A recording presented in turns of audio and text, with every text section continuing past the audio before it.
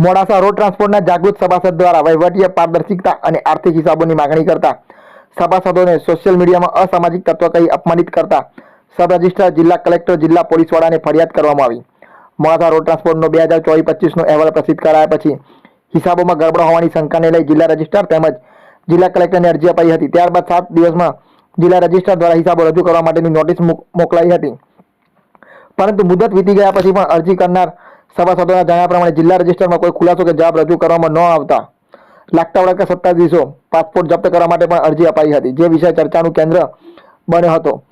ત્યારે આ બાબતે અરજી કરનારની મીડિયા દ્વારા મુલાકાત લઈ ઇન્ટરવ્યુ લેવામાં આવ્યું હતું, પરંતુ સામે રોડ ટ્રાન્સપોર્ટના સત્તાધીશો આ બાબતે મીડિયા સમક્ષ એનો ખુલાસો કરે અને જનતાને તેમજ સભાસદો સુધી સત્ય બહાર આવે અને વિવાદોનો અંત આવે તે હેતુથી તેમનું આ બાબતે શું કહેવું છે તે જાણવાનો અને સંસ્થાનો પક્ષ રજૂ થાય તે હેતુથી મીડિયા દ્વારા મુલાકાત લેવામાં આવી હતી, પરંતુ સ્પષ્ટપણે સંસ્થાના પ્રમુખ દ્વારા કહેવામાં આવ્યું કે તમે અમારું છાપો છો તો છાપો, મારે આ બાબતે કંઈ કહેવું નથી, જ્યાં કહેવાનું હશે ત્યાં કહી દઈશું।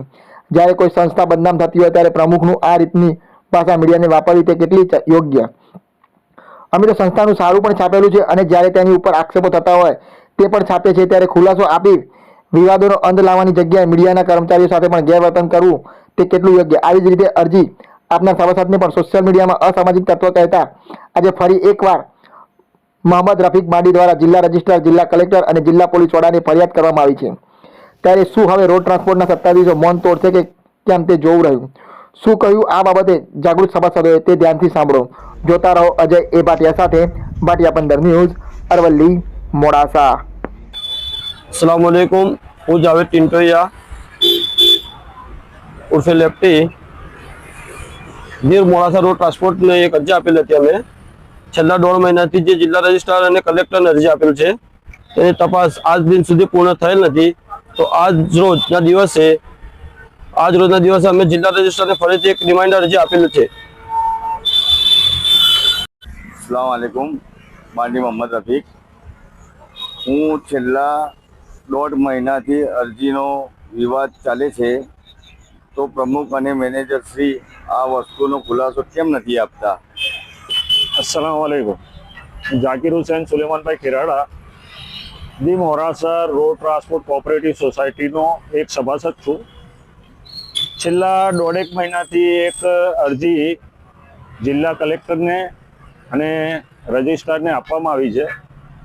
એ મોડાસા રોડ ટ્રાન્સપોર્ટના 24-25ના અહેવાલના સંદર્ભમાં આપવામાં આવી છે, જેમાં રજિસ્ટ્રારે તપાસનો આદેશ પણ કરેલો છે।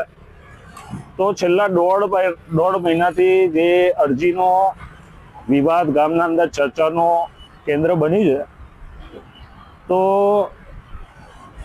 એ અરજીના સંદર્ભમાં મેનેજરશ્રીએ અને રોડ ટ્રાન્સપોર્ટના પ્રમુખશ્રીએ ખુલાસો આપવાની જરૂર છે।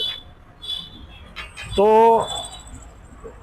હાલ આજે અમે રિમાઇન્ડર અરજી આપવા ગયા હતા, એ પછી કેટલાક તત્વોએ અમને સભાસદ હોવા છતાં અસામાજિક તત્વોનો ઉલ્લેખ કરી અને મેસેજો ફેરવ્યા છે કે અમને હાર સ્વીકાર નથી થતી અને અમે ખોટા આક્ષેપો રોડ ટ્રાન્સપોર્ટ પર કરીએ છીએ। તો જો રોડ ટ્રાન્સપોર્ટના હિસાબોમાં કોઈ ગડબડ ના હોય તો રોડ ટ્રાન્સપોર્ટના મેનેજરે આ સંદર્ભમાં મીડિયા સમક્ષ આવી અને એનો ખુલાસો કરવો જોઈએ ને આ વિવાદનો અંત લાવવો જોઈએ। તો અમો બધા અને બીજા સભાસદો પણ આ વસ્તુથી સંતુષ્ટ થાય અને આ ખોટી વાયકાઓ બંધ થાય।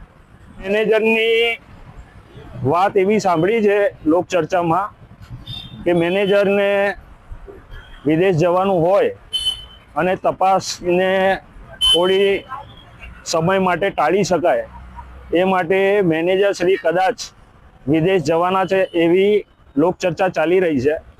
તો અમે આજે જિલ્લા રજિસ્ટ્રારને પણ આગ્રહ કર્યો છે કે એ વિદેશ જતા રહે એના પહેલાં આ તપાસનો અંત આવે।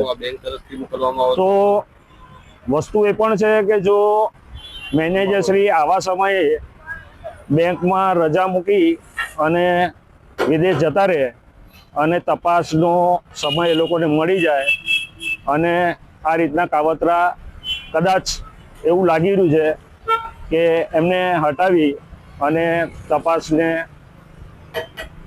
વેગળી કરવાનો વિચાર છે.